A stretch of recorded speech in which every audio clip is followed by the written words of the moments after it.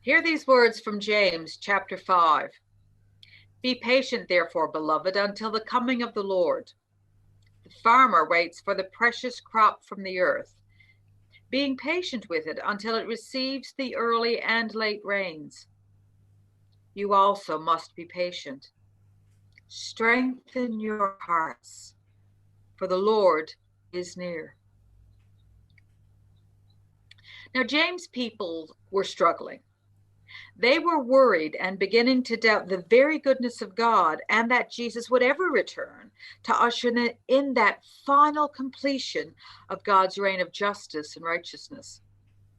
To put it simply, they were collectively having a really, really bad day. And so James reminds them of a deep spiritual truth which they see in their midst every day, year in and year out. God is active. You may not see it, but in the cold, dark earth, something is stirring, something God alone can see. Now, the thing is, human beings find waiting really hard to do. You know the saying, Lord, give me patience, but give it to me now. To ask a human being to wait is kind of like asking a dog, don't bark. But as Christians, it is who we are. We've even made an entire season out of it, Advent. You see, Advent is all about waiting and preparing for Christmas.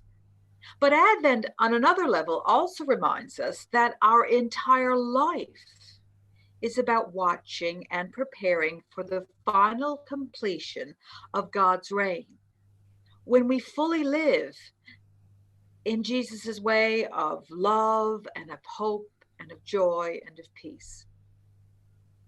So like the farmer in this passage, we are called to be active in our waiting.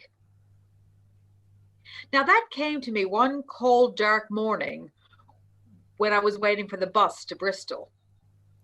Others waited with me, but no one wanted to talk. Trust me, I tried. We were cold and half awake, and the minutes felt like hours. People were openly despairing of a bus ever showing up. But the farmer knows something different, and that's why James uses that image here. Expectant waiting means engaging with the world in all of its joys and in all of its struggles. We do so because, like the farmer, we know something is growing in its season. A farmer, ask any of them, they'll tell you that they farm forever and that they live for the day. The farm, the family, the future generations, indeed creation itself for a farmer, that's the priority. But also that today is to be fully embraced as the gift that it is. And so for a farmer, the waiting is lived in love and in hope. For these are days of grace.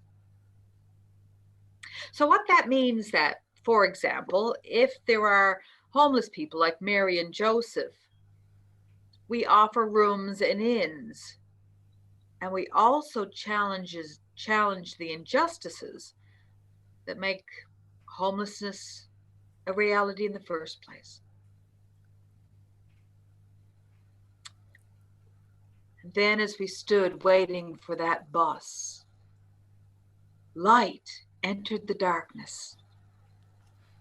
The double-decker bus was warm, and there was room and enough for all. Faces once covered in despair lit up. Frowns turned to smiles, and conversation flowed. If a bus can bring so much joy, just imagine what it will be when Jesus' way is fulfilled. So let us wait with expectation. Let us live hope and love and serve, for that is eternal, and live fully in this day. For God is with us, and we are not alone.